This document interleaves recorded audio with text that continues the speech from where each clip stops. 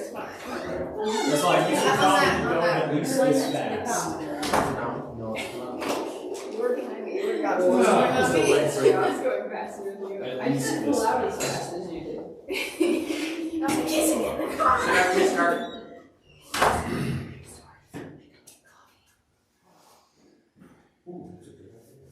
No, it's Listen, I'll make the coffee, you go get the creamer. Belin's last. How soon before this starts?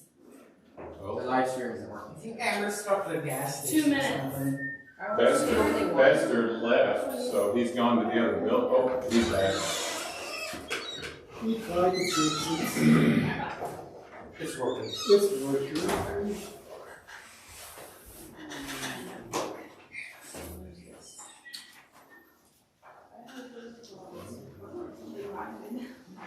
Do you have my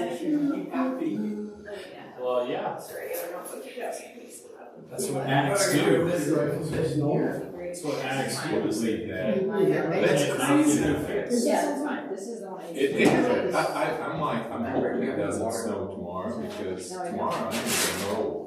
100%. That's what it said. I Just, just heard that. Dad, your mower can go through the snow. Oh, It's not like I it's not like the snow will stop it. No, it's crazy like a dog on a leash. You feel like you're like a sled dog. Yeah.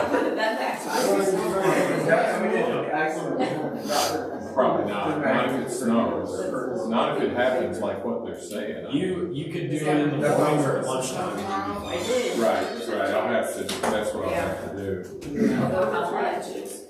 I don't think it'll stick though. Yeah. Discouraged. How you doing, brother? How you doing? Man, this guy, he's strong. He's trying to be like Earl. Man, there was a day when Earl would shake your hand and it would be like you just feel pain. And several of us, whenever Earl would come around, we just put our hands behind him like that. Yes, workplace. Oh, yeah, you know, he was a machinist, and he was not the machinist that runs computers. He was the machinist that would actually do the stuff, you know? And I mean, back in the day when he was younger, oh goodness, he had Oh, that's what vice fire, like. grips. Or the. Those big hands of his were Yeah, vice we already grips. have Oh, it. that's easy to pass. Yeah. All right, we're gonna get started, We just got the career. Which, yeah, I hope I'm getting more. and we'll start with the word of prayer, and then a quiz. So let's pray. Father, I do thank you for the good day you've blessed us with. We thank you for the beautiful weather today, and I pray you bless our time together. I pray that you would just help us to learn more from your word and get a better understanding from it as we learn the geography and the history of it. Father, we thank you for your goodness. Again, we pray this in Jesus' name. Amen. Amen. All right. I'm going to pass this out. Just take one and pass it back.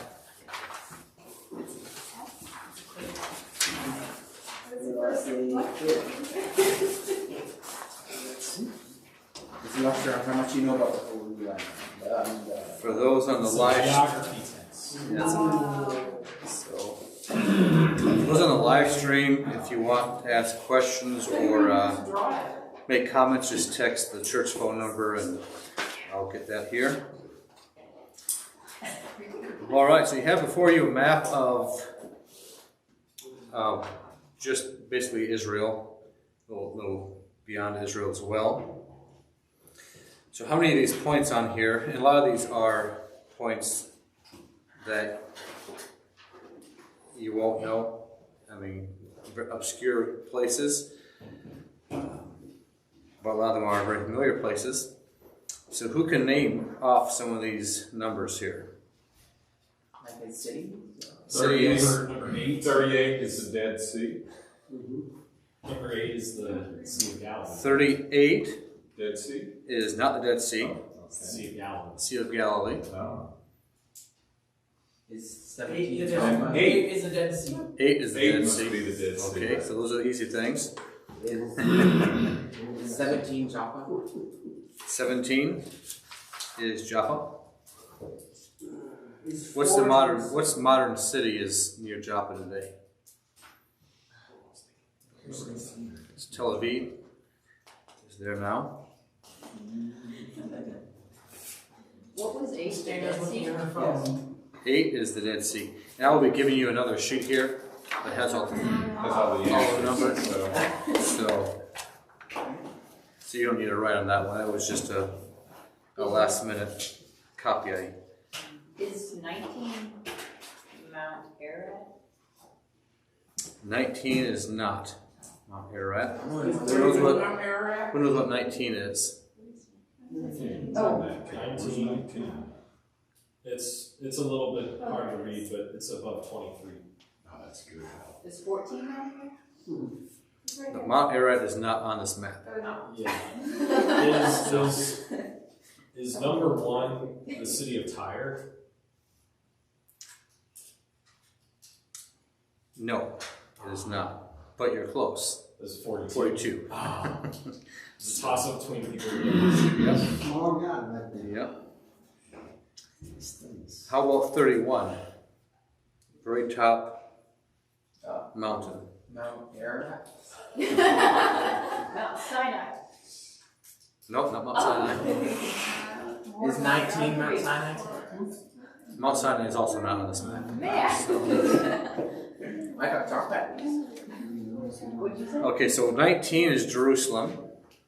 Oh, Yeah. 19. That was a That mountain. makes sense. And 18 is Jericho. Where's the team? 18 is just a little northwest of Jerusalem. Is Bethlehem on? Bethlehem is not on here. Bethlehem would just be a little bit right near Jerusalem, not too far from there. Okay, so what's 31? 31 is Mount Hermon. Is 22, No, I is said Horeb. 22 Oh, no, I said the Horeb. Red Sea? 22? Yeah. 22 is the river, Yeah, that's the River the Jordan. River Jordan. Oh, okay. All right, so here you can now have the answers. And All right. No, we're actually. take one and pass it around. All right. I don't know, maybe. What's that? Just being weird. So hopefully you'll, when we get through with this, not today, but in the future, a lot of these you'll know. A lot of you, again, as you look through that list, you won't recognize the names. They're What's Joppa? either modern Joppa. It's just a modern. Not, it's just A modern day. Mount Carmel? Look at the map you just got. Wait, are these the same maps? You're just Yes. giving us the answers now? Just give me the answers now. We Yep. have to answer. So This one's a boring for Charles, if we're testing. Are we gonna have to know all these? no, you won't. Amber, you're not So, supposed to ask. What yeah. is it? But the final will be something like this, where I maybe give the same map and say pick out 15 things, tell me what they are, and maybe a significant biblical event that relates to it. So it'll be something similar. It may be this very map that you'll have. So we consider the Bible. The Bible is real geography, real people, real places, real events. If we're having a class on the Book of Mormon, we couldn't have a geography class because all their places are made up; they're not real. So we consider the Bible and its places, its events, it's all real places. And we consider this is modern day countries around Israel. This should be fairly current geography. Can you see that map okay from where you're at? Okay, I can turn it a little bit, but from here I can't tell. I can hardly see it at all. So, but we consider modern Israel, where it's at, how small it is. We're going to look at some maps and just comparing the size of it, the location of it, the countries around it. It's an amazing country that God has preserved. And Ezekiel 5 verse 5 says, "Thus saith the Lord God, this is Jerusalem. I have set it in the midst of the nations, and countries that are round about her. And it certainly is in the midst of the nations. It is in basically the land bridge between three continents. On the map here, there's two ancient, people call cradles of civilization. So where would they be on this map here? Two different cradles of civilization. The eastern side of Iraq.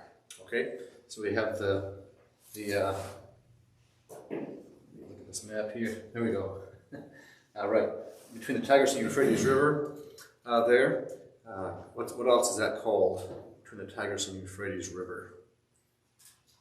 Between the rivers. Mesopotamia. Desert. Okay.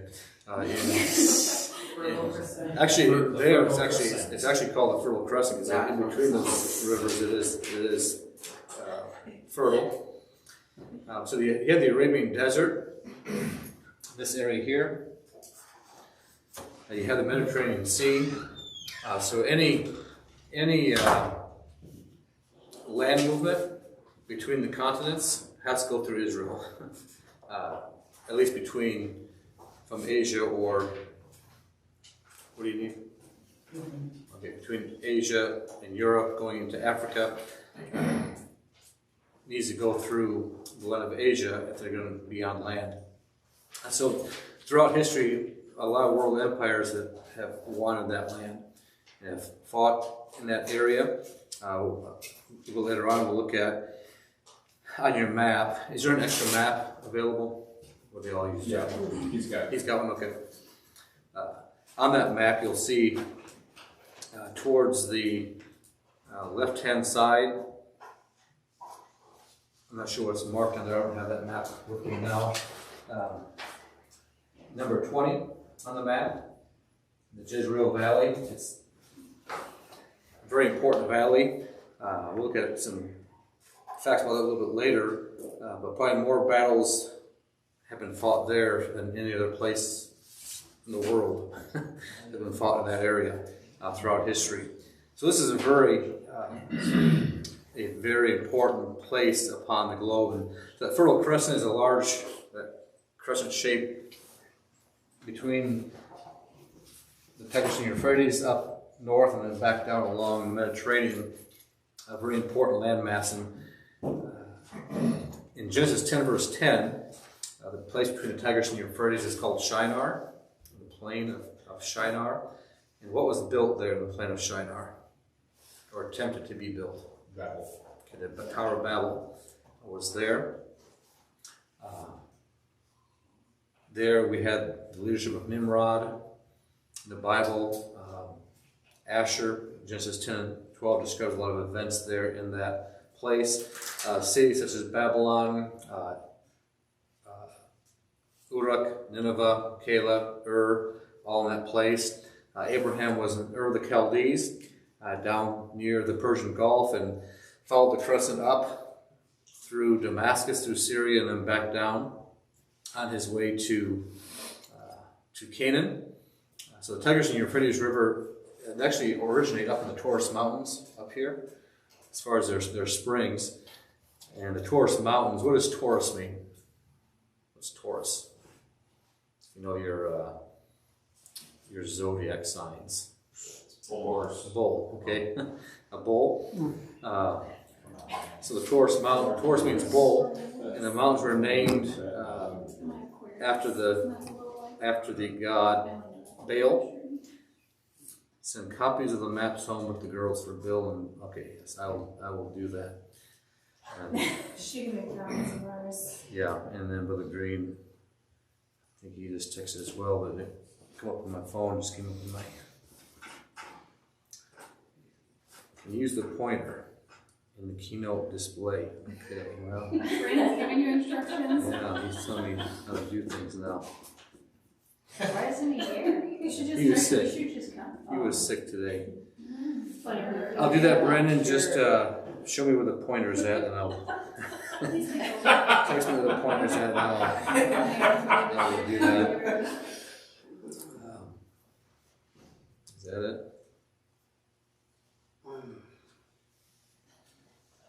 There we go.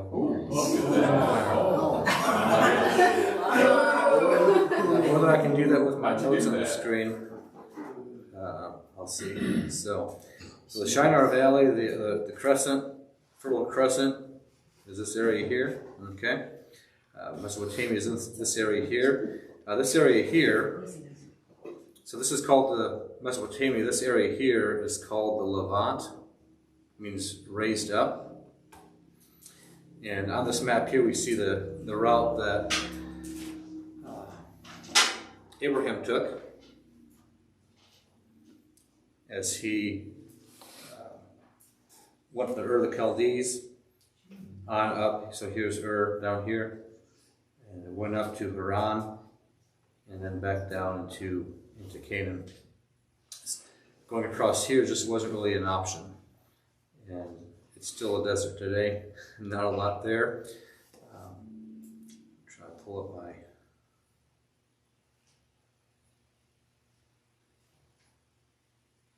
Okay, I think I can figure out how to do that now. Okay, so looking at this next map, look at the size of Israel compared to the United States.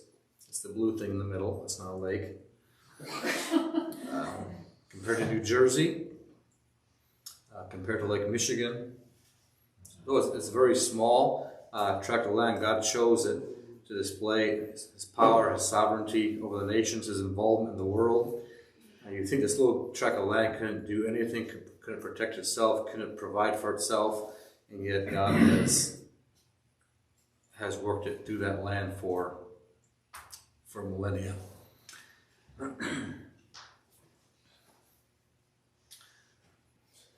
So here's some. Just consider the size here. I'm trying to remember how to do this again here. Oops, that's the wrong way.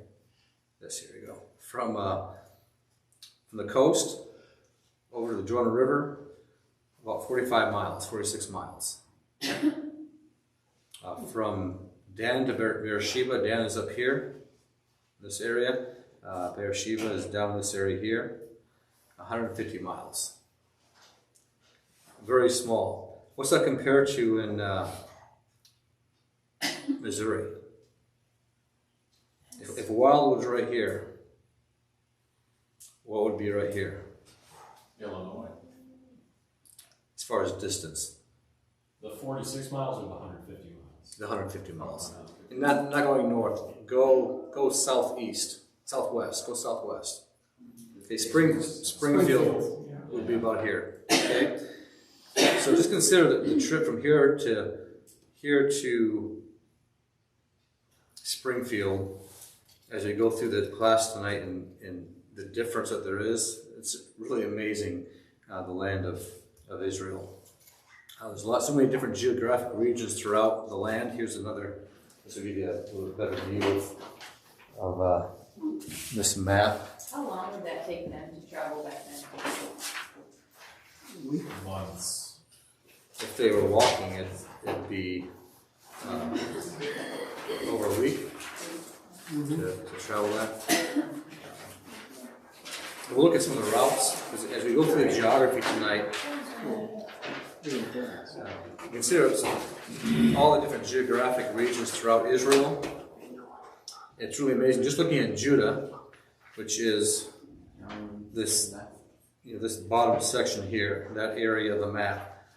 You got 7 different geographic places. So you have the coastal plain, this area here. You have on the map it's labeled as Shephelah. That's kind of like the foothills, that area there. You got the highlands in this area, the Judean wilderness, the Negev down here, and then the wilderness highlands down below. And all those areas are so different. And what they look like, we'll see some pictures tonight of that.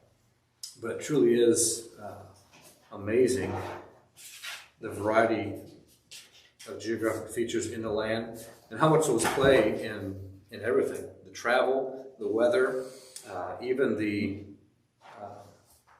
in this map here, all these different regions made it very difficult if you're going to have a unified political rule in Israel. all those areas made it very difficult to accomplish that. And so there were a lot of areas that were never even fully controlled by Israel. Here on this map, the area, the lighter yellow area, was controlled by Israel. That verse there, Judges 2, verses 21 and 22. I also will not henceforth drive out any from before them of the nations which Joshua left when he died, that through them I may prove Israel whether they will keep the way of the Lord to walk therein, as their fathers did keep it or not. And so God wasn't going to drive them all out. They didn't drive them out the first time. He allowed them to stay. So you have all this, the coastal plain here, which is a very rich area. As you read through Song of Solomon, other places, he talks about the roads of Sharon. The Sharon plain is up in this area here. A very fertile valley. And you have Mount Carmel that juts out here. You have the Jezreel Valley in this area, very important. Then up here, eastern Galilee, but again, some more highlands. North of the Sea of Galilee, that area there they never could fully conquer. And all those are just very distinct geographic areas. And when you look at the battles, look at the movements of Joshua, look at the movements of David and the other kings, the battles that took place. It follows a geography, and it's let me go back here. So here, this is the Hula Valley. On your map, it's north of the Sea of Galilee. As part of the Rift Valley, which is the Jordan River, Sea of Galilee, the Dead Sea on north, and on south is part of the Rift Valley. It was one of the main routes. We'll look at some of those routes a little bit later. But look how beautiful this place is. Off in the distance you see Mount Hermon, which is kind of the northernmost part of Israel. There's another picture of Mount Hermon. This is the highest point in Israel, and for a short time each winter, it's Israel's only ski resort is there on Mount Hermon. You can actually have a ski resort. About 5,000 acres that it sits on, and most of it's just uninhabited, except for some villages around its base. There's been a lot of excavations around Mount Hermon. It was a very busy place as far as religion went in the past. There's over 20 temples on its slopes that have been found, and these fit with many of the biblical descriptions of this. So let's look at a few verses here. Turn to Judges 3. Judges chapter 3. The mountain was considered sacred to the worshippers of Baal. Hermon can also mean the forbidden place. And in Judges 3, in verse number 3, someone will read that when you get to it. Namely, 5 lords of the Philistines, and all the Canaanites, and the Sidonians, and the Hivites that dwelt in Mount Lebanon, from Mount Baal Hermon unto the entering in of Hamath. Okay, so Baal of Hermon was a description of Hermon, but they put Baal on it because it was a place of their worship. 1 Chronicles 5, and verse number 23. And the children of the half-tribe of Manasseh dwelt in the land. They increased from Bashan unto Baal Hermon and Sinar and unto Mount Hermon. So Bashan, if you look at either one of the maps that I gave you, probably the map that actually shows north to the top, not the 3D map, but the other map. Who can find Bashan on that map? I can. Okay, so where's that? Top right-ish. Okay, so northeast on the map, east of the Jordan River, but towards the north, towards Mount Hermon, is Bashan. It was part of the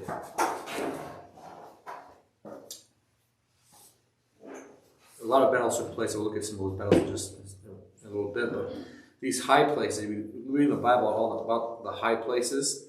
Many of them literally were in high places, such as Mount Hermon. A lot of Baal worship there. It meant a lot. Hermon meant a lot more to the Canaanites than it did to the Israelites. The higher high place was, the holier it was to them. And Mount Hermon was Israel's highest peak, and so it was holiest of them all. Turn back to Deuteronomy 3. Look at verses 1 through 13 of that chapter. As their travels are being described, and talks about that they went to the way to Bashan. So they're on the eastern side of the river, heading north. Deuteronomy 3, starting verse number 1.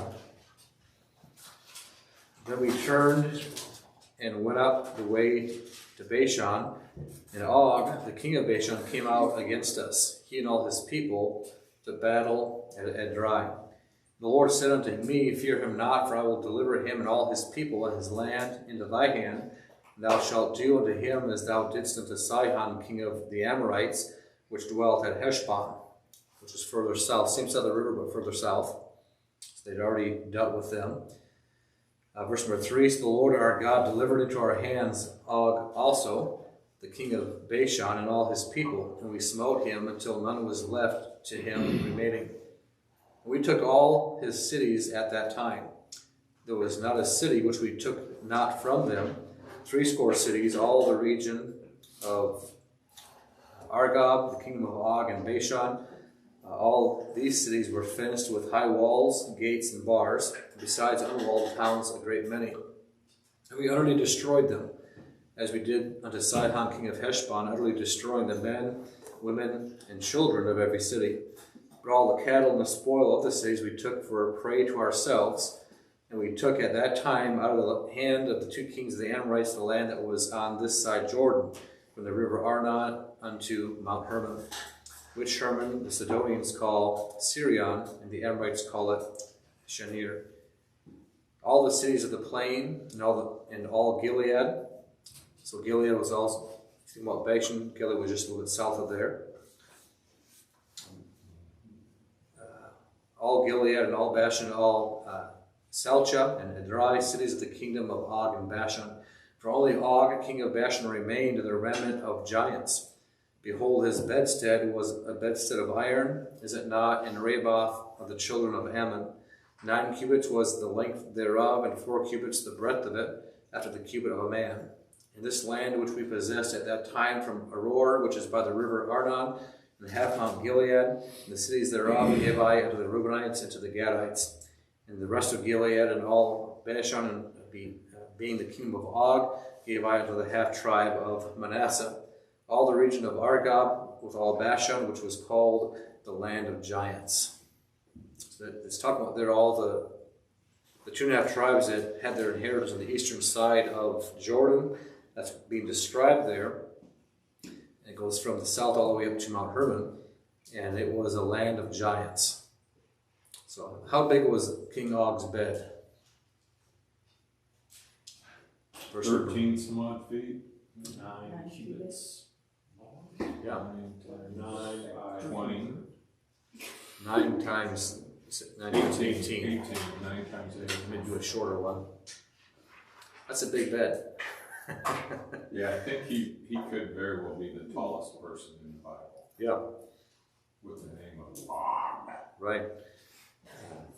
And so that area was known for giants. It was called the land of giants.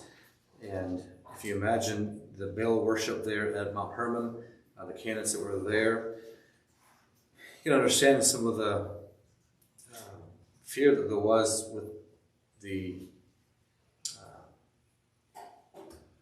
with them as the Israelites went to take the land.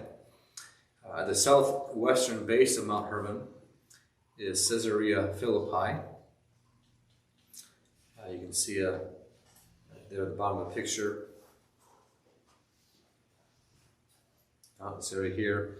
Caesarea Philippi. This is the headwaters of the Jordan are in this area. There's a temple there to the god Pan, the Greek god Pan, and another god as well has a temple there. These are the headwaters of the Jordan, and this waterfall here is there near Caesarea Philippi. It's a beautiful place. When you think of Israel, what do you usually think of? Desert. Okay, there is a lot of desert. We'll see some pictures of that. But there's some places that are just absolutely beautiful as well. So you have Caesarea Philippi there, Mount Hermon here, Nimrod's fortress, which you don't need to know, it's just in the picture. But at Caesarea Philippi, can you remember anything that took place there in the life of Christ? At Caesarea or near Caesarea Philippi? Probably not, because it's not. It's really only mentioned a couple of times. But turn over to Matthew 16. It's Matthew, Mark, and Luke, same events. Look over to Matthew 16. Now, Mount Hermon, where is it in relation to the Sea of Galilee? It's north. You have the Hula Valley between the Sea of Galilee and Mount Hermon. And there on the Sea of Galilee, you have Bethsaida, which Christ was there quite a bit. It's in the northeast corner. On the western side, you have Capernaum, which was kind of Christ's home for a while. As he was in Galilee, he was in Capernaum. So this is just north, not too far from where Christ was at a lot. So Matthew 16, verse number 13, when Jesus came into the coasts of Caesarea Philippi, so not necessarily into the city, but up to that area, he asked his disciples, saying, "Whom do men say that I, the Son of Man, am?" And they said, "Some say that thou art John the Baptist, some Elias, and others Jeremiah, or one of the prophets." He saith unto them, "But whom say ye that I am?" And Simon Peter answered and said, "Thou art the Christ, the Son of the living God." And Jesus answered and said unto him, "Blessed art thou, Simon Bar-Jonah, for flesh and blood hath not revealed it unto thee, but my Father which is in heaven. And I say also unto thee that thou art Peter, and upon this rock I will build my church, and the gates of hell shall not prevail against it." So you have Christ asking this question, "Whom do men say that I am?" Here in the coast of Caesarea Philippi, at the headwaters of the Jordan, where there's temples to at least two false gods there. And Christ is making a very plain statement, asking a very plain question, who he is, and then Peter making a very plain statement that he was the Christ, he was the Son of the living God, he was God. So it's very significant, the place that happened.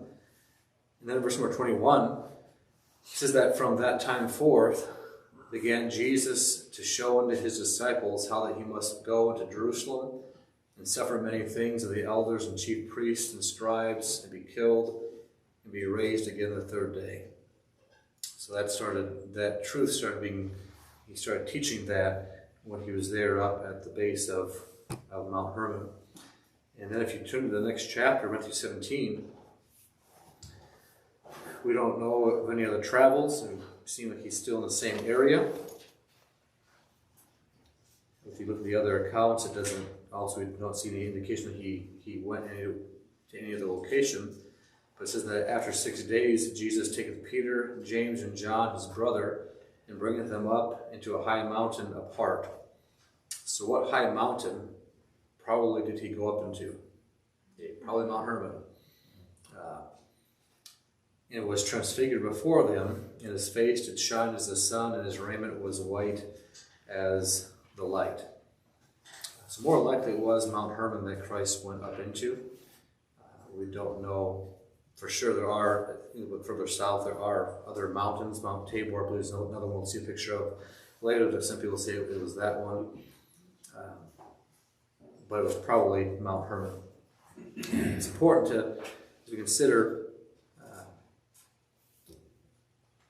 Christ's travels. We'll look at his travels more in depth in a future lesson. But the places he goes and the things that he teaches, a lot of times he teaches very significant things at very specific places. Teaching truths about himself and what's around him emphasizes what he's teaching. And so as we read these events, we read about different places that Christ is at. It's important for us to be able to pinpoint, okay, that's here. Wow, that's pretty significant, some of these things that took place. So look, here's another area, quite a bit different from here, okay? This is on the complete opposite end of the country, 150 miles, well, probably to here, 165 miles south. The wilderness of Zin. What took place in the wilderness of Zin? Remember? Was that where Jesus was tempted by the devil? Possibly. Is that where the Israelites went through? They were in there. So let's turn over to Numbers 20. The flood, was the flood there? The flood was here. Yes. How What did you about know the that? wilderness then? Such great answer. What do you think, Mark? Numbers chapter 20. It took me a minute to figure out. I can leave it. Numbers 20. Numbers 20. I'm sorry. And in verse number 1, then came the children of Israel, even the whole congregation, into the desert of Zin. In the first month, the people abode in Kadesh. And Miriam died there and was buried there. And then, chapter 27, verse 14, we see another event that took place there. For you rebelled against my commandment in the desert of Zin, in the strife of the congregation to sanctify me the water before their eyes. That is the water of Meribah in Kadesh in the wilderness of Zin. So what event is that talking about? The water of Meribah in Kadesh. Bitter water. Okay, the bitter waters. What else? What was Must have been the water from the rock. the water from the rock? So for you rebelled against me, against my commandment in the desert of Zin, in the strife of the congregation. So there was, you read through the history of the Israelites, they're always complaining, they're always murmuring, and they were complaining for a lack of water. Okay, why would they complain for a lack of water? You know? But God was providing for them, so they shouldn't have been complaining when they were complaining. And we have this event. But just considering the difference between the wilderness of Zin and Mount Hermon, what a huge difference. Between here and Springfield, you won't find such a difference as you travel between here and there. That's a huge difference. You have the Dead Sea, so a little north. So on your map, the wilderness of Zin is probably not even on your map. It's going to be. It just says wilderness. Yeah, that. So on your map, on the one that's north, south oriented, the wilderness of Zin is actually going to be below the bottom of your map. The wilderness of Zin is further down. We have the Dead Sea, a major part of the geography of the land. What else is it known for in the Bible? What else is it called? The Red Sea? Not the Red Sea. Salt Sea. The Salt Sea. It's called the Salt Sea as well. Sea of the Plain. It's also described as that in Deuteronomy 3, verse number 17. So why is it a Dead Sea? So salty. Water flows in, but it doesn't flow out. Water flows in, but it doesn't flow out. And so it is salty. There are no fish. It's the lowest place of any landmass on Earth. 1,300 feet below sea level. 34 miles long, 11 miles wide at its widest point, and about 1,400 feet deep. How long is it? About 11 miles wide at its widest point. 1,400 feet deep. That's a deep lake. How deep was Lake Chelan? Do you remember how deep that was? Lake Chelan in New Washington was similar. It was about 1,400 feet. so it was 1,400 feet deep. It was about 50 miles long and only about a mile wide. Third deepest lake in the United States. Yeah. It's hard to think about 1,400 feet deep. That's a deep lake. And it's one of the world's saltiest bodies of water. 9 times more salty than the oceans. And how much rain do you think the Dead Sea region gets per year? Yeah, about 2 inches of annual rainfall. The average temperature in the summer is between 90 and 102. I would have thought it would have been hotter than that, but that's still hot in a dry land. So what cities were around the Dead Sea? What famous cities in the Bible around the Dead Sea? Galilee. Qumran. Qumran. Okay. Were you looking at the map? Yeah. Jericho. Jericho's a little north. And Getty. Sodom and Gomorrah. Nobody can find them. So Sodom and Gomorrah, where they're not in your map. But turn your Bibles to Genesis 13. Genesis 13.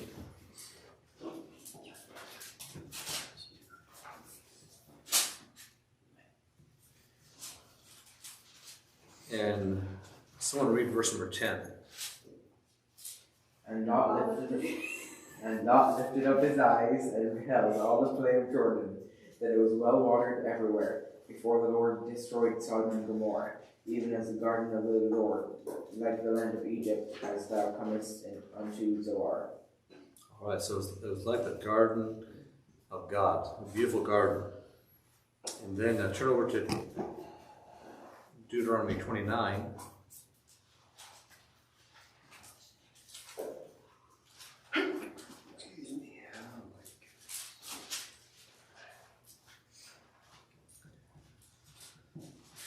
And someone read verse number 23.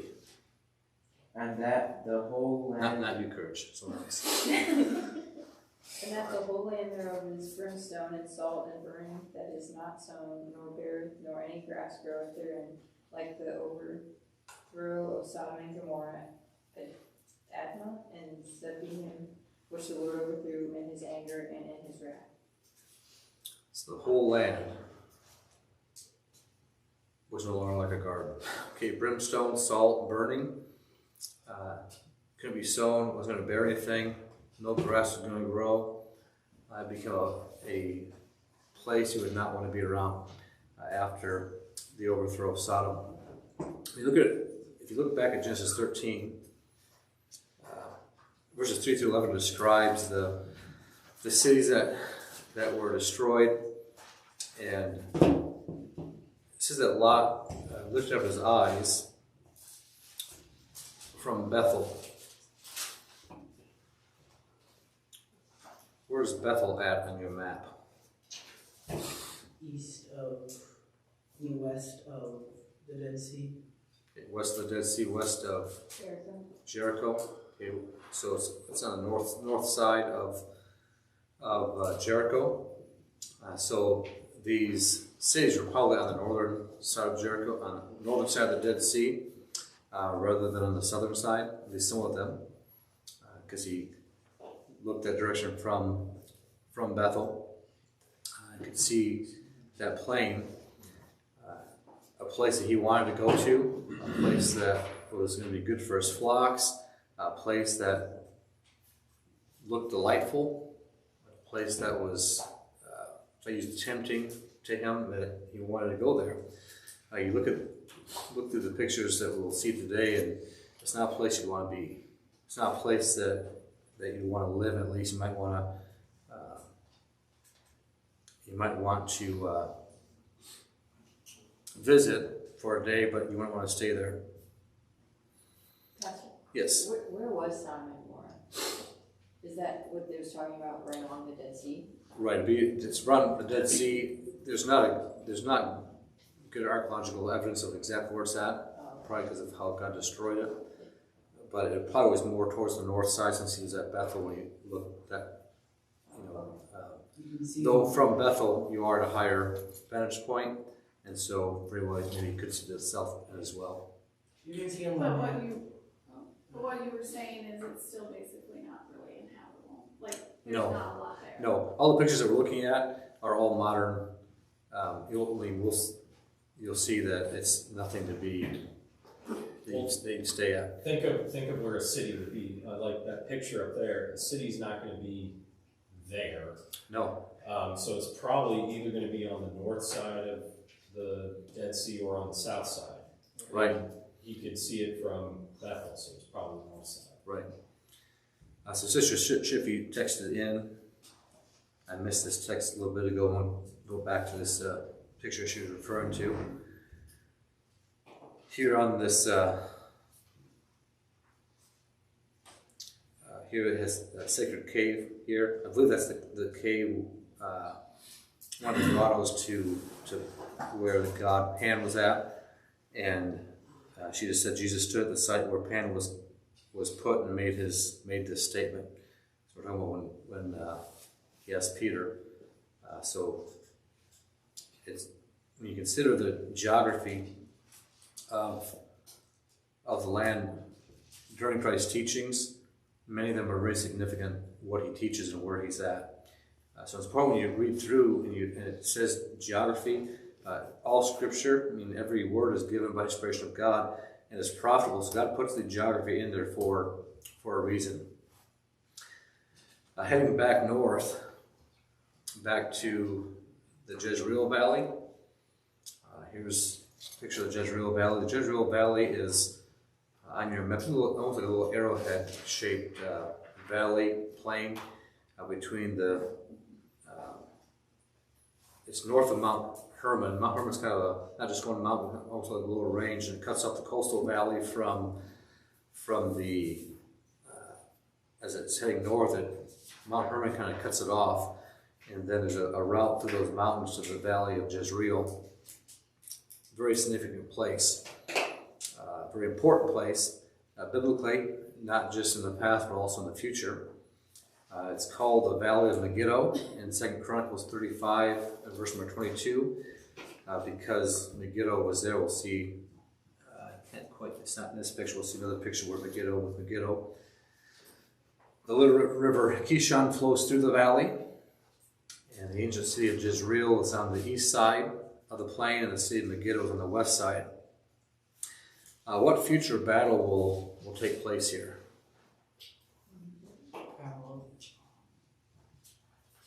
I think someone said it, but Armageddon. okay, someone said Armageddon. Yeah, it's going to take place here in the valley of Jezreel. Armageddon means the hill of Megiddo. In Revelation 16, verse 16, we see that. So the plain was it's a major highway. We'll look at some of the routes a little bit later.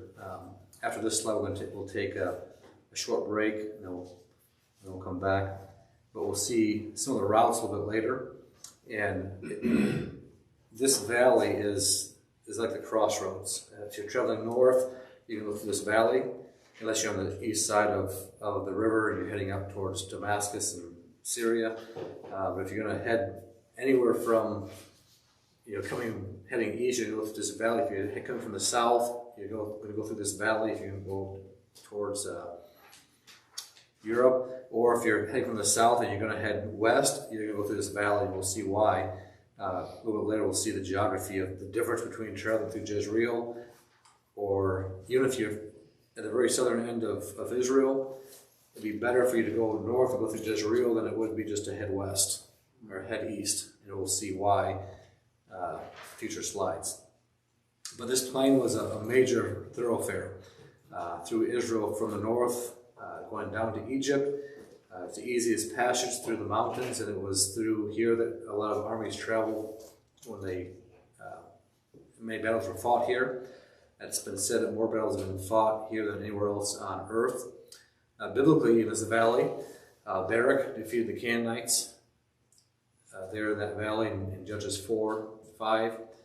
Gideon as well.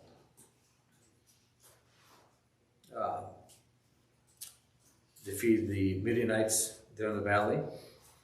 The Philistines defeated the Israelites there in that valley.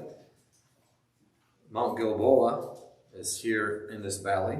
And who was killed on Mount Gilboa?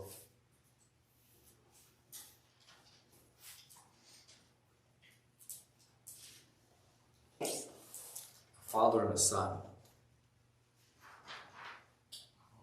Saul and Jonathan. Yeah. Saul and Jonathan were killed here in battle. And where were they hung up at? Remember? I can't, it just went in my mind.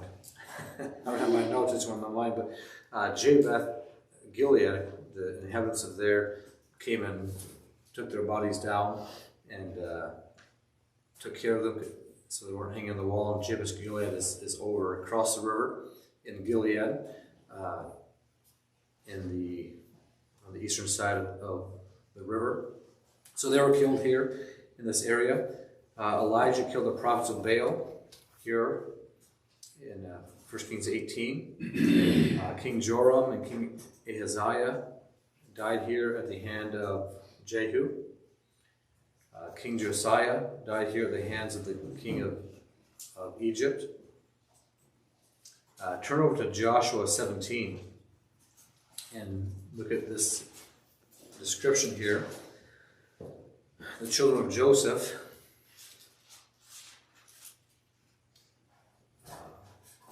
did some complaining. Here in Joshua 17, look at verse number 16. And the children of Joseph said, "The hill is not enough for us, and all the Canaanites that dwell in the land of the valley have chariots of iron, both they who are of Bethshean and her towns, and they who are of the valley of Jezreel." And so they wanted that valley, but they couldn't. They wouldn't take it. They said they were too strong. They had chariots of iron. Another one of my favorite stories, 1 Kings 21. In verse number 1.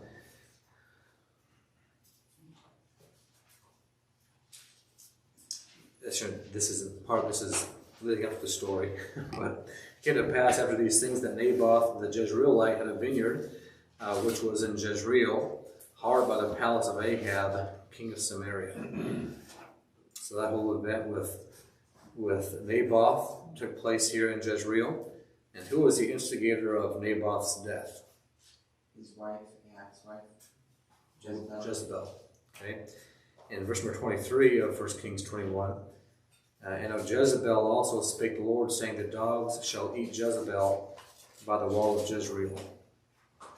And how did that take place? How did the dogs end up eating her? She was thrown out the window. She was thrown out the window. Okay. I love that story. Where Jehu asked, "Who's up there on my side?" and chunk her down. So it's a great story. But that was all here in Jezreel. So a lot of events in the Bible took place in Jezreel, in the Jezreel Valley. Here's another. Let's see. That's the wrong. We'll see another picture a little bit later. We'll come back to that. But a lot of events took place here in Jezreel, and it's easy to find on a map. At least on these maps here, it's kind of a little arrowhead-shaped thing north of Mount Carmel. So it's a very distinct place.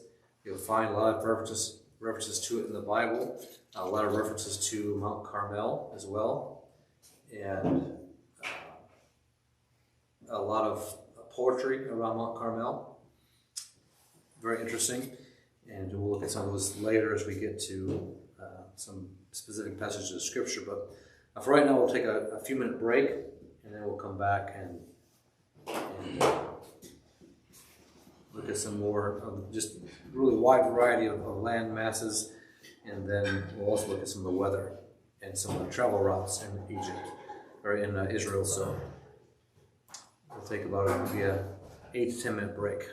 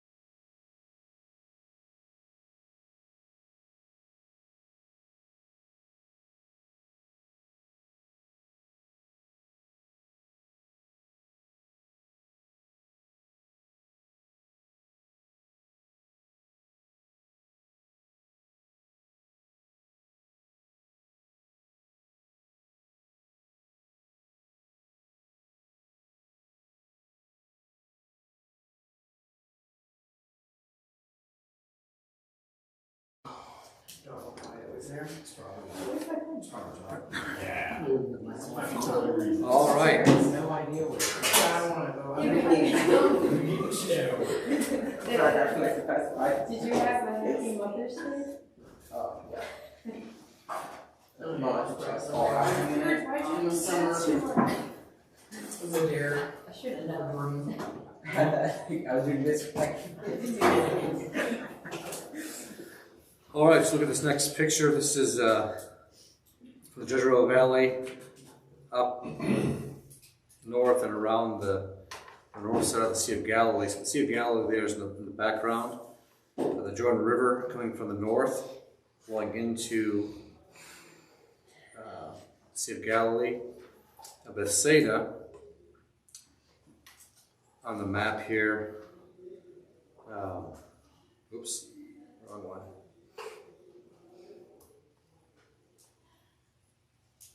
Let's see here. There we go.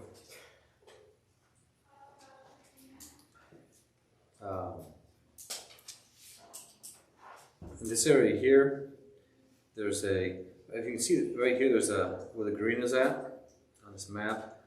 It's kind of the old coastline for the Sea of Galilee, right along there. And there's some ruins right here that they're just starting to uncover, just starting to excavate, and that's probably the most likely place where Bethsaida was at. Up around where this picture was taken, up maybe a little further this direction, there's some ruins that people have called Bethsaida, but it's probably more an Old Testament city that's there. But Bethsaida is a very important city. A lot of events took place there in Christ's life. I want to try to find a picture here that I have.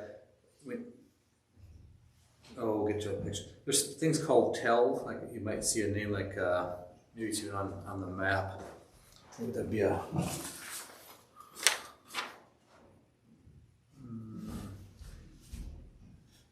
Nope. It'll be names with the prefix Tel, T-E-L, usually with a dash and then a name, like Tel Gath or Tel Bethlehem. It's not one in Bethlehem, but it's where a ruin is at, but it looks like, if you see a picture of it in its natural state, it just looks like a mound of dirt, but it's things are excavated out there, and in the Bible, there'll be times where city is condemned by God, and it says it'll be a heap forever. And that word heap is the word Tel, and there's a lot of cities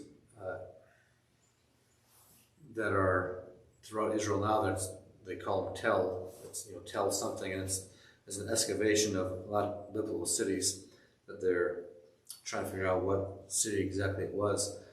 But we'll see a couple of them as we progress in this. So from this here, we're just looking at the variety within Israel. So this is the Jordan River going into the Sea of Galilee. This is the Jordan River near Jericho. So what a horrible looking place this is. So what event took place here? The Jordan River near Jericho. The crossing. But what a difference there is within that landscape, within that 150 miles. The wilderness of Paran, on your map, it'll be, maybe not even on the map, it's in south. I don't think it's on the map. It'll be right on the very edge of the map. There's wilderness highlands. Yeah, it's just below that, in that area, the wilderness of Paran. In Genesis 21, when Hagar and Ishmael were cast out, I always find that story interesting. How old was Ishmael when he was cast out with Hagar? 13. What's that? 13. Who remembers from the story there in Genesis 21? After they were kicked out. Remembers what?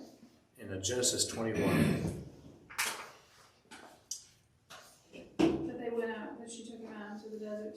Yeah.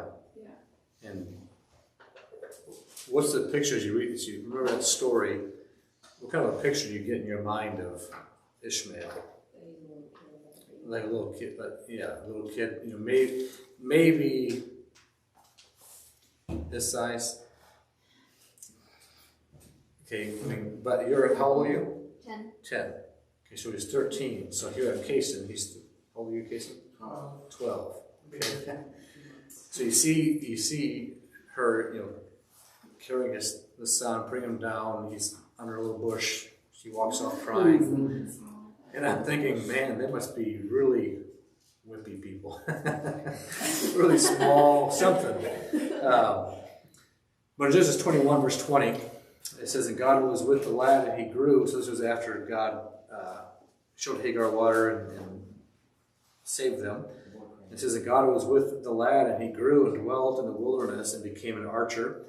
And he dwelt in the wilderness of Paran, and his mother took him a wife out of the land of Egypt. And we consider the wilderness wanderings in Numbers 10. After all the law and all the things that God was giving to them concerning the law and the tabernacle and all of that. In Numbers 10 verse 11 it says, "It came to pass on the 20th day of the second month in the second year that the cloud was taken up from off the tabernacle of the testimony. And the children of Israel took their journeys out of the wilderness of Sinai, and the cloud rested in the wilderness of Paran. They first took their journey according to the commandment of the Lord by the hand of Moses." So after they're in Sinai, they got the law, they got the instruction of the tabernacle, they built the tabernacle, it was dedicated, all that, and then when they finally moved from there, they went to the wilderness of Paran, and they were basically in this wilderness for not necessarily one place all the time, but they did move around a little bit. But they were in this wilderness. It was from this wilderness that the spies were sent out to search out the land. So a lot took place here on the southern side of Israel. But again, just looking at this landscape, what a difference between such as this place, Tiberias. This is again on the Sea of Galilee, opposite side from Bethsaida. Okay, this is on the western shore. But just what a beautiful place. Okay, so here the Sea of Galilee, also called Kinneret in the Bible. The Lake of Gennesaret as well. Lake Tiberias, so it's called by different names. It's about 33 miles in circumference, about 13 miles long, 8 miles wide. Deepest point is only 141 feet. So it's fed by the Jordan River, which enters in on the north. There's a lot of underground springs as well.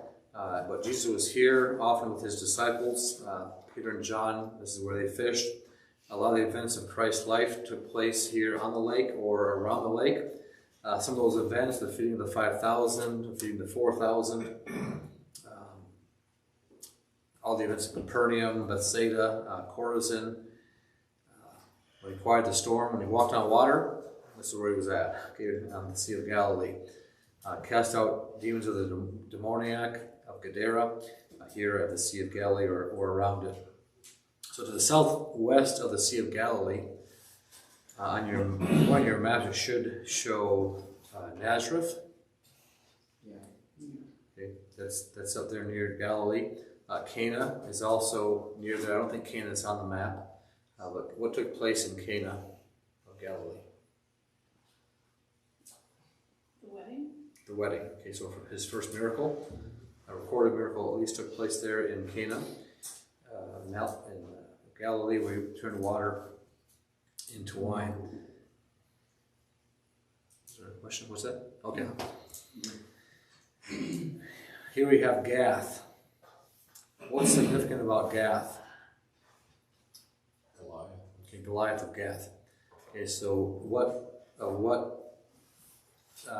nation or people was Goliath?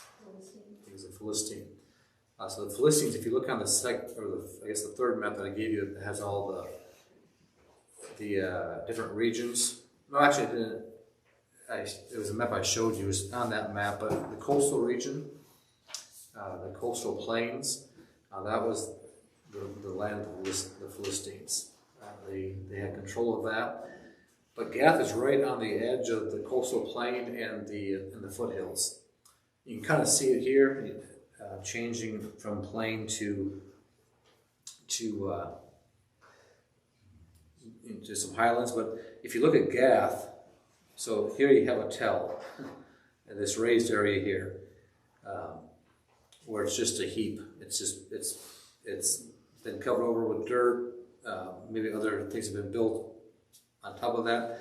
Jerusalem is described in the Bible. It's going to be built on its own heap, built on its own ruins. And with Jerusalem, they're digging down 40, 50 feet, and they're unearthing whole areas of places that in Christ's time, and then above that 1,000 years later, and below that other times. So they just built on top of their old ruins.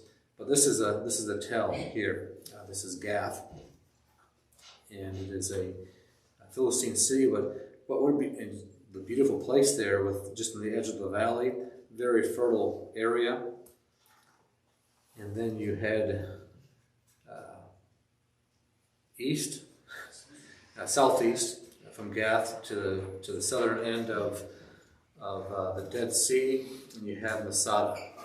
What's significant about Masada? Not so much in the Bible, but historically. Remember anything about Masada? Wasn't there a battle there? There was a lot of battles there. The Jews. This was a fortress was built here by Herod, and so he had his little summer hideaway there. But after the Romans came in, the Jews actually took that over and held out to the bitter end, kind of like the Alamo. No survivors, but they held as a strongly held fortress. This is at the southern end of the Dead Sea, about 1,300 feet above the Dead Sea, but still within sight of the Dead Sea. But uninhabited, undeveloped. Didn't they have like a unique way for their water to come there? There were cisterns To and. get there was to block their water. If you wanted to, basically. I'm not sure about that part of it, but there was water sources available to them that were developed by Herod, as far as cisterns and stuff storing water. But whether they had a natural source, I'm not sure about that. I didn't go into too much detail with this because it wasn't a biblical site necessarily, but significant as far as looking at the geography of the land. So here you can see the geography. Again, this is northeast to the left, obviously in this picture. You can see some of the detail there of the land. You can see the coastal valleys on the coastal plain area here. You have the foothills. This area here, you have the highlands that come all the way out with Mount Carmel. The Jezreel Valley, you have this little arrowhead-shaped valley here that cuts through to the Rift Valley, the Jordan River, Holy Valley. You have all of this. More highlands here, the Galilee Highlands. So you have all these very distinct places. On the west side, you have currently called the Golan Heights. Okay, that's up over here. Gilead, Bashan is also in this area here. King of Bashan, Og, Mount Hermon is there. Moab, the Ammonites are also down this area. What a huge differences here with the geography, and just imagine, seeing from Wildwood to Springfield, that difference as you're traveling. I mean, from here to Springfield, there's not much of a difference. I mean, you have a little bit of a difference, but not a whole lot. It's a huge amount of variety in the land because of its geography. This is going to just pull up pictures of the land. Where these pictures are where these things are located. Let me see if I can get this. There we go. It's working, I guess. But what a difference in all of these places of how the differences in such a small area of land. That's another tell there.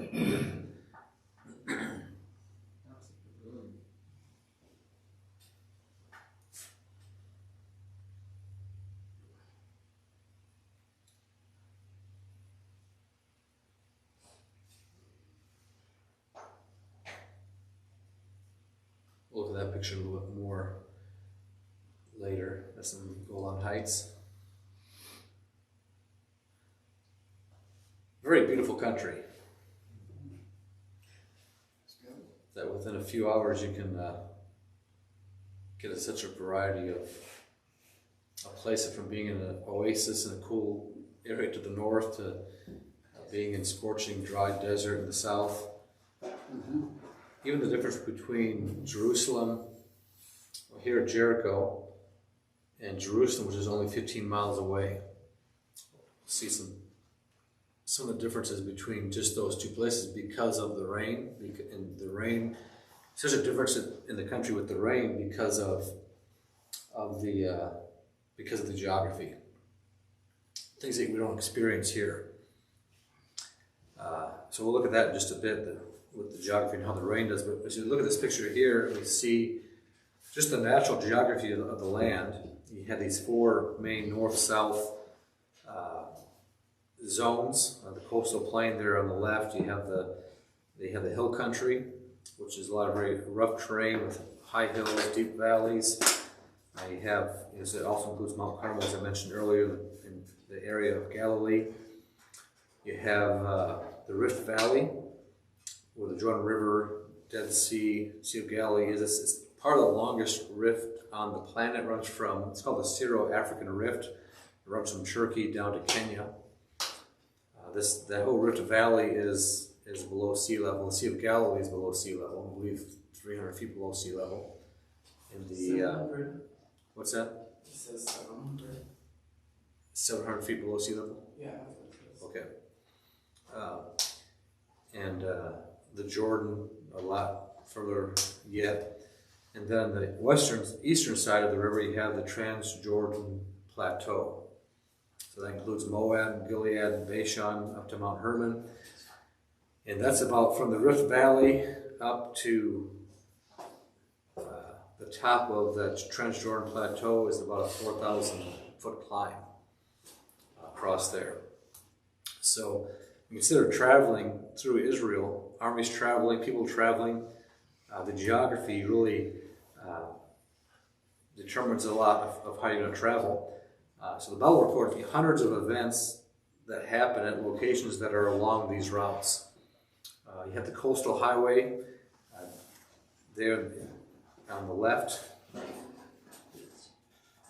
Oops. Coastal highway there on the left. The highway in the middle here, that is just kind of along the watershed at the top of the highlands. It goes through Jerusalem, is along that area, but it wasn't as well traveled, that highway there. But the coastal highway traveled through Mount Carmel, by Megiddo, through the Jezreeli Valley. You have the Road of the Patriarchs there along the ridge. You have a route through the Rift Valley, along the Jordan River. Then you have what was called the King's Highway on the plateau there on the eastern side of Jordan. And it's a little bit different view of it with a 3D view. You can kind of see how those routes would take. And so many of the events in Scripture all take place along these routes. a lot of battles took place along these routes or in the valleys surrounding the routes, whether in the coastal plain, the battles that took place with the Philistines there, or in the Jezreel Valley. So many battles took place in these places or around these routes. And you can see all these places kind of crisscrossing there through the Jezreel Valley. Do you think the wise men took one of the routes shown in the last picture? They would have probably come down the King's Highway, coming from the east. That King's Highway continues on up to Damascus and then into Syria and then on to the east. So they would probably come down there. And there is a route, which I think maybe shows here, from the King's Highway. There's a route that cuts down to the Golan Heights, down to the Rift Valley, and then on through the Jezreel Valley. Eventually, we had to get up to Jerusalem in the highlands. Jerusalem and then Bethlehem is just right near there. They would have had to get up there, but they would have come probably on the King's Highway. They're on the top route there, which heads off to the east. Here in the Jezreel Valley again, this is the Megiddo Pass, and there you have the ruins of Megiddo. And so consider this place here. You have all these routes that basically come through the Jezreel Valley. And there's a reason for that, and there's a reason why Megiddo was here. I believe it was one of the pharaohs, I don't remember his name right now, it was a Tutmos pharaoh, when describing their exploits into Israel, he said taking Megiddo is like taking 1,000 cities. And that's how important that city was, because it was right on Megiddo. Let me pull up on this one here. So Megiddo was right here. So it was on the, anyone coming up the coastal, from Africa, they had to go right past Megiddo. Anyone coming in from these other places, they're going to be, Megiddo was kind of the watchtower of the Jezreel Valley. So he said if we could take Megiddo, that's like taking 1,000 cities, the importance of that one place.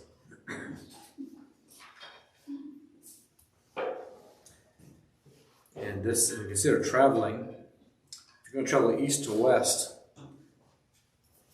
over the highlands, this is kind of the route from being at sea level down here, going up 2,800 feet to where Jerusalem's at, and down 4,000 feet to the Rift Valley, and then back up 4,000 feet to the Transjordan Plateau.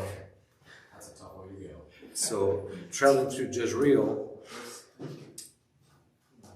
you got about 230-foot climb before the Rift Valley. You still have 4,000 feet after that, but it's a lot easier going traveling east to west through the Jezreel Valley. So that's one of the reasons why it was a very significant place, and why it will be a significant place yet in the future. Its location there in Israel, the geography surrounding it. And this is a kind of a cross section of the Golan Heights. So this is the Sea of Galilee. Mount Hermon is up here. This is the Hula Valley. And so we have, from the Sea of Galilee up to the ridge line was about over 4,000 feet. In recent years, Israel annexed the Golan Heights, this area here.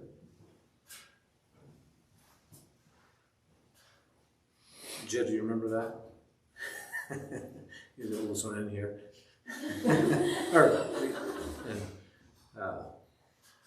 You're not the oldest one. You guys can fight for who's the oldest. 1967? So it was 1960. I couldn't remember the date.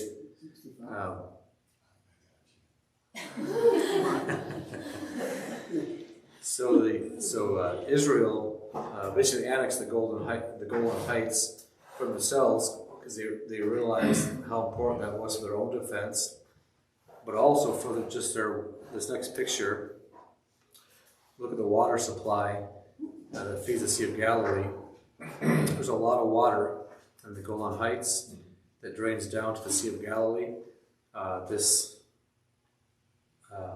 waterfall here is it's hard to read on mine. It's Zavitan, the waterfall Zavitan in this area here. And you can't really tell in the picture, but these are all people here. There's some that are in the water, some that have jumped in. So it's again a very beautiful place. A lot of water that drained down to the Sea of Galilee. This particular picture shows this black dotted line. And that was an attempt by Syria to run a canal through there to divert all that water away from Israel back into Syria. But it was an attempted canal. They didn't succeed in that. But again, a very significant area, a lot of water for Israel. We consider the rainfall, the weather in Israel. In Jerusalem, the average rainfall in Jerusalem is about 24 inches a year. How much rain do we get here in a year? Any ideas? In Oregon, we got about 11. It's considered high desert. I don't know how much we get here, but it's I would guess it's more than 24 inches, I don't know. But London gets 24 inches of rainfall a year. We have 42. 42 here? Okay. So London, I think of London as a rainy place. Jerusalem gets about the same amount of rain as London does, but they get it all in about 5 months. And so it's very rainy in January and February, but June, July, and August, there's nothing. But it does rain a lot there. And one of the reasons in this little picture here, we're not in any rain shadow here, but if you were out west, when you were out west, were you ever in a rain shadow? Yes. So we were in Washington, we were in a rain shadow. So we're on the eastern side of the mountains, and as the weather came from the west, everything fell on the western side of the mountains. And here in this picture, Jerusalem is at the watershed, at the very top there. And as the air comes into the Mediterranean, most of it gets dumped on the western side of Jerusalem, and then from the eastern side down to the Dead Sea, hardly any rain falls at that point. And that's significant when you think about here on your map. You can see this as well. If you find Jerusalem, it's right on the edge of the Hill country of Judah. Yeah, so it's right on the edge of East of the Dead Sea. so it's right here. So here you have the wilderness. This is from this point down, it's just down to the Dead Sea. So you got 2,500 feet here, you're at 1,300 feet below sea level here. Here's Jericho at 800 feet below sea level. Between Jerusalem and Jericho, it's only about 15 miles. What's the difference in elevation? If you look at your map, you do your math. What's the difference between Jerusalem and Jericho in elevation? 1,700. No, the other way. What did you 3,300. 3,300 feet difference. 3,300. It's minus. Oh. You have a negative there. Oh, yeah. With the plus and negative. So 3,300 feet difference in elevation, 15 miles away. The difference in rainfall, Jerusalem gets about 24 inches of rain a year. Jericho only gets about 4. So I meant just 15 miles away, a difference of 20 inches of rain. Difference, but it's all because of the geography of the land. I mean, as the crow flies between Jerusalem and Jericho, that's like between our house and the Morton's house. As the crow flies. So not a big difference. Not very far away. And yet what a difference 20 inches of rain. And it's because of the geography of the land. And as we consider, oops, hit the wrong button here. This picture here, which is zoomed in, is the same as the map that you have. I just zoomed in more. With all these lines that are on here, showing the different, there we go. You know, all these lines depict different, completely different geographical areas that are very unique, have their own, you know, routes, their own weather patterns, all these areas. And we consider Bible geography as you read about battles, as you read about the routes people take, even from, let me go back here to the beginning of the map.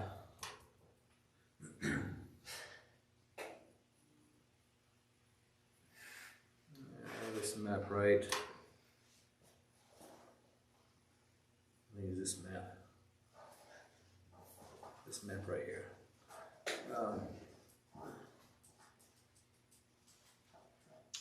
Down on the bottom here, this is also on your map.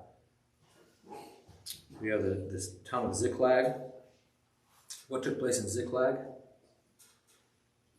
The Bible with King David.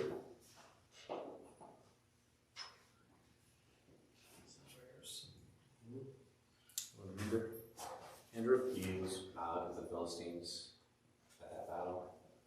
Yeah, so he was fleeing at this time from King Saul, but he and his men were gone, and when he came back to Ziklag, where all their families were, it was burnt, and the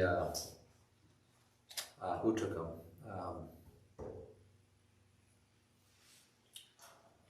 I've forgotten who took him. Who took him? It's south on this map, below. So here in Ziklag, as you head south, they had to go through the Negev, and actually Negev means south, the southland.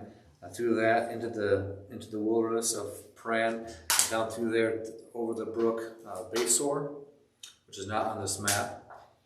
Remember at Besor there were 200 that were so weary, or 400 that were so weary that they couldn't go on, so they stayed there by the stuff, and they crossed over the brook Besor and went to capture their people and came back. Well, that brook, I don't have a picture of it in today's lesson, but it is in a desert place, and a lot of times over the years there's nothing there. I mean, it's just a dry creek bed. But at that time, at certain times in the year, it's not. In the Psalm where it talks about streams in the deserts, it's more likely talking about the brook Besor, and when God sends the rains, how those flow. But as you go through the routes, you go through the places, as you look at a map and map out things as you read the Bible, you can see why certain places are avoided, why certain places are neglected, why certain places are well frequented, and the geography has a huge part to play in the land of Israel.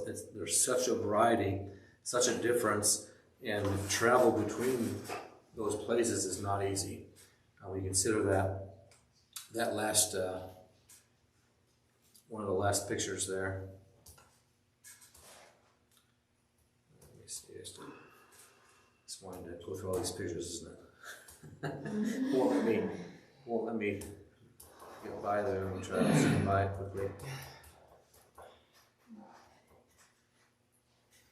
Oh well, you'll have to watch these pictures again. Well, let me skip through them. If you consider that picture of traveling east to west, well, if you're going to travel 4,000 or 2,500 feet over a 20 mile distance, or travel north 30, 40 miles and just have to go up 200 feet. Unless you're a good hiker, you're going to take the easy route. And when you look at the Bible and you're reading the Bible and you see pointed geography, I would encourage you to take time to study this. If you're just trying to read through things quickly, you might skip over them. But if you're trying to read and understand something, it's important to consider those places. As you read through the Psalms, it talks about Mount Carmel. Turn over to, I still can't get that thing to stop, so.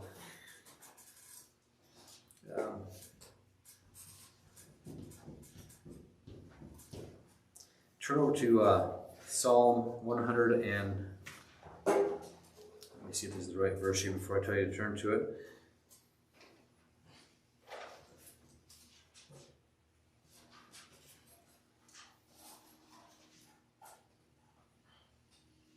There we go.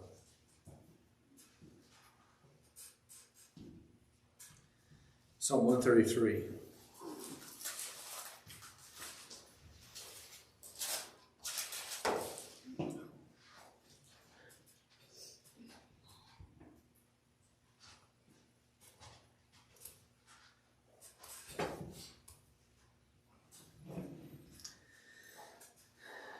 Behold how good and how pleasant it is for brethren to dwell together in unity. It is like the precious ointment upon the head that ran down upon the beard, even Aaron's beard that went down to the skirts of his garments, as the dew of Hermon, and as the dew that descended upon the mountains of Zion. For there the Lord commanded the blessing, even life forevermore. So as the dew of Hermon, so Hermon the mountain, very northern, and snow-covered, beautiful area, lush, green area, a gorgeous place. Why is it so gorgeous? Well, partly because of the dew, probably because of the moisture that's there. The dew that descended upon the mountains of Zion. Okay, in Deuteronomy 11, in verse number 11, it says, the land whither ye go to possess it is a land of hills and valleys, and drinketh water of the rain of heaven. And that majority of Israel, down by Jerusalem, all the hill country, it's a land of hills and valleys, and the majority of their water that they receive is going to be from rain. What God blesses them with in times of a blessing, or in times of when they're in rebellion and God withholds the rain.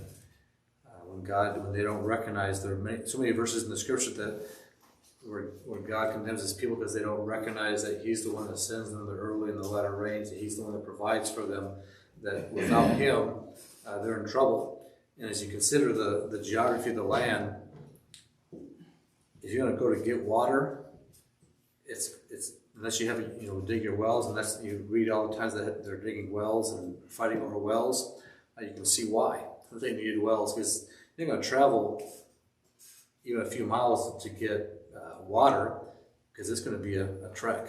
It's going to be hard if you're in a spot that needs water.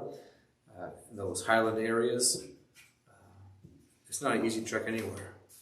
The route from Jerusalem to Jericho, those 15 miles, I have a picture in a later lesson we'll see. I mean, it just looks like you're looking at the Sahara Desert. I mean, it's not a place you'd want to travel. So you consider the parables, or the story of the Good Samaritan, parable of the Good Samaritan, and the route that they're taking. Or as they're going to Jericho, and Jesus is going to Jericho, consider the route between Jerusalem and Jericho was 15 miles, and the difference in terrain, the desert he had to go through, the robbers and the thieves that would be in there. It helps us to understand those things as we consider, again, just keep it the wrong thing. not skilled in using this on this thing. What a difference is between all these different things, all these different lines. The geography changes so quickly, and it does help you understand why people were in certain places, how they traveled, where they traveled, when they traveled, the time of year that they traveled. And so, any questions or comments tonight on what we looked at? I've heard that the rain, all comes within a couple months mostly, and that causes a lot of flooding on the Jordan River. Yeah. Because all of the rain in the northern part of the country is going to flow into the Jordan River. Yeah. On both sides of that river, you consider it's 4,000 foot on each side, and it's all flowing down into there. Not so much from the east, not so much from the western slopes, because it kind of gets that rain shadow, but as it goes over and it hits Gilead and all that water coming down that we looked at in the Golan Heights, all that water flowing down, and you can even see it even in these pictures, as you, I don't think I can zoom in on these things. Even on those pictures, you can see the water forces from the drainage of the land. And so it's going to, huge effect, depending on what time of year. If you're in the winter months with all the rain, it's going to affect how you travel. When the children of Israel were crossing Jordan, they're in the time when it overfloods its banks. Well, you know why, because at certain times of year they're getting all their rain over 3 or 4 month time. It's going to be overflowing its banks for a period of time. Other times it's going to be very low. Yeah. All right, anything else? All right, well, we'll close there tonight. Next week we'll start focusing in on some of the events surrounding, as we look through the land of Israel, some specific events, biblical events, what took place in these areas. All right, well, we're dismissed.